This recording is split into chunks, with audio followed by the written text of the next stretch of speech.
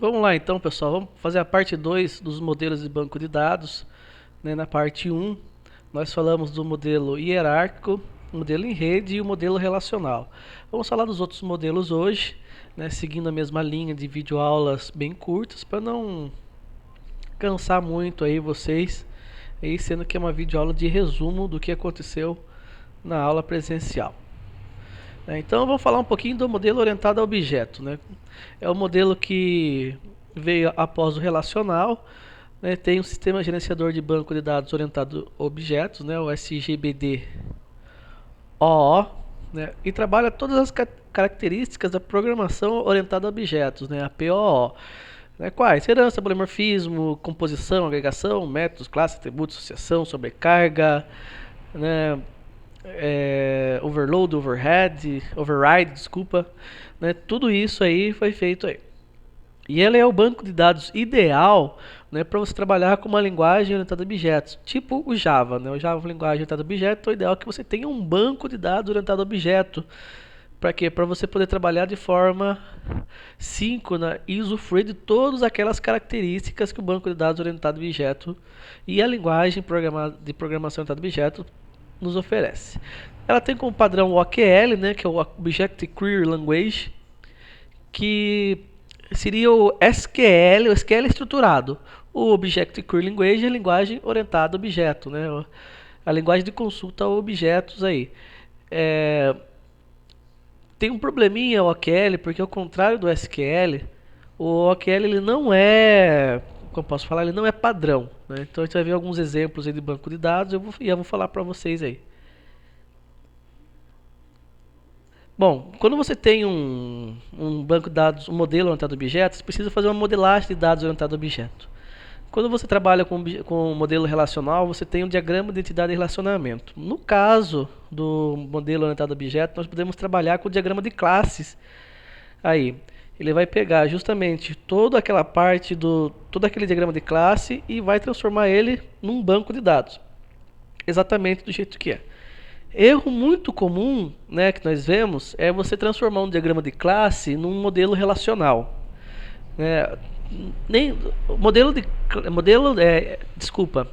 Um diagrama de classe não é um diagrama de entidade e relacionamento. Então, quando você pega um diagrama de classe e precisa passar ele para o banco, você precisa fazer uma série de adaptações para isso. Em alguns casos, até fazer um mapeamento objeto relacional. Então, para você trabalhar com o diagrama de classe como um banco de dados, apenas no modelo de um banco de dados orientado a objetos. E como que funciona? Toda classe vira uma tabela. Então, nós temos a classe, ela vai virar uma tabela com o seu nome, seus atributos e seus métodos. Isso é o ganho em relação ao modelo relacional. Que no modelo relacional, a tabela não é capaz de executar ações. Nós temos o PLSQL para fazer isso. No modelo orientado a objeto, nós conseguimos executar ações já voltadas para as classes. Os atributos são os campos, ou seja, nome, endereço, CPF, RG, data de nascimento, nome da mãe, nome do pai, nome do cônjuge e tudo mais. E cada objeto possui um identificador, o Object ID, ou OID, que seria a chave primária universal para todos os objetos. Todo mundo tem esse OID. Conseguimos trabalhar com agregações, composições, associações comuns, que são o que representam os relacionamentos aí. É uma proposta muito boa, Temos até aqui alguns bancos aqui, o Caché, o DB4O e o Jasmine. Entre tantos, cada banco possui o seu OQL aí. Não existe um OQL único para todos os bancos.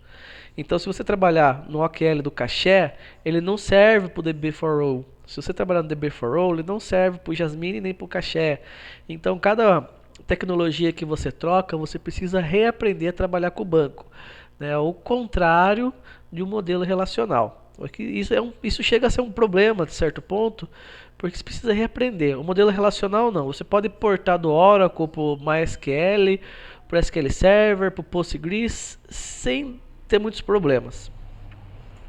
Modelo objeto relacional, como nós temos um modelo relacional como padrão e nós temos uma linguagem orientada a objeto do outro lado, surgiu-se a ideia de fazer um modelo objeto relacional, que seria um híbrido entre os dois bancos. Por quê? para poder minimizar o impacto de você ter um banco de dados relacional e uma linguagem orientada a objeto, né? E minimizar a questão de você fazer os mapeamentos e tudo mais. Um modelo objeto relacional tem o SGBD-OR, né? Que é o Sistema Gerenciador de Banco de Dados Relacional. Tem um OQL e também um SQL. Então, ele tem aqui toda a parte de você trabalhar com objetos, classes, atributos, métodos, herança, polimorfismo, agregação, e do outro lado você pode trabalhar com os mesmos itens, trabalhando de forma estruturada com SQL. Alguns exemplos aí de um modelo objeto relacional, aí o Caché, né, o Postgres e o Oracle. O Oracle ele não trabalha o OQL, mas o Oracle ele é capaz de trabalhar com herança e alguns tipos de agregação, criação de domínios e tudo mais. Não que o domínio seja particular da orientação objeto, mas ele simula algumas coisas da orientação objeto. Falar um pouquinho dos bancos de dados distribuídos, né, que são aí muito importantes e muito utilizados hoje aí. Ele pode trabalhar numa replicação de dados dentro de uma rede. Para outro banco de dados distribuído, precisa de pelo menos 2 máquinas, 2 servidores, né, e de um sistema gerenciador de banco de dados distribuído, né, um SGBD-D, Sistema Gerenciador de Banco de Dados Distribuído. Então, a distribuição ele pode ser tanto numa intranet, que é uma rede interna, como na internet, que é a nossa rede mundial de computadores, né? O ideal é que ele trabalhe com sistemas homo e heterogêneo. Como assim?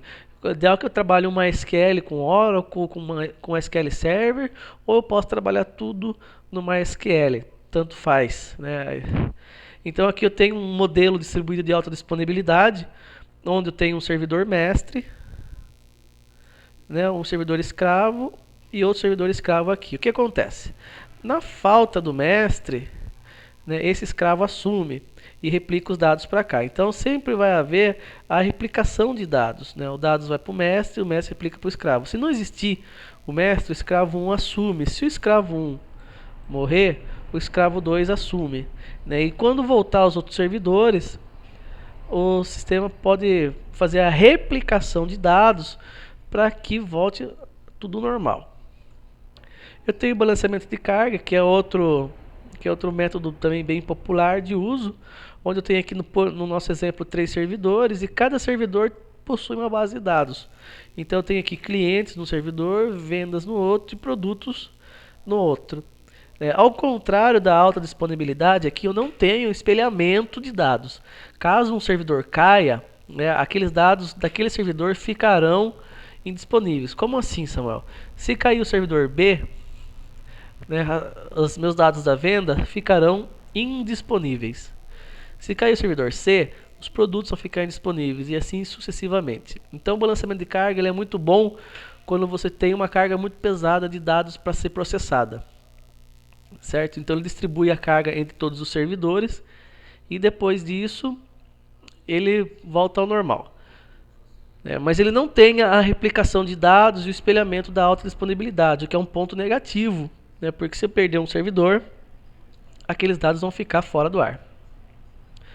O ideal, quando você fala em sistemas distribuídos, é que você tenha uma mescla dos dois.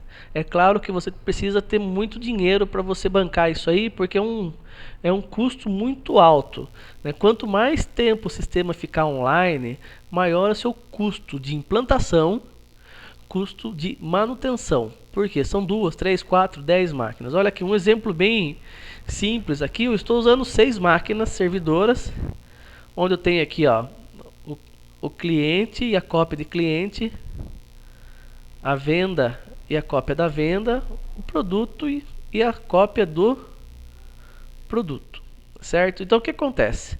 O cliente aqui, ele não sabe quem que ele está acessando.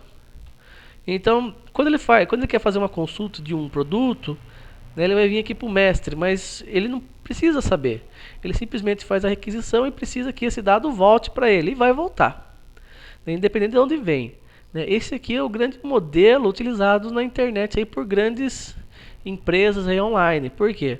Ela faz a replicação de dados em espelhamento de servidores ao redor do globo, né? E ao mesmo tempo ela balanceia a carga para quê? Para que as respostas sejam rápidas, né? Ninguém aguenta, né, no dia de hoje demorar mais do que 10, 20, 30 segundos para obter a resposta da informação, né? Então, a ideia é o seguinte, o modelo ideal é você trabalhar com os dois, né? Com espelhamento e distribuição de carga.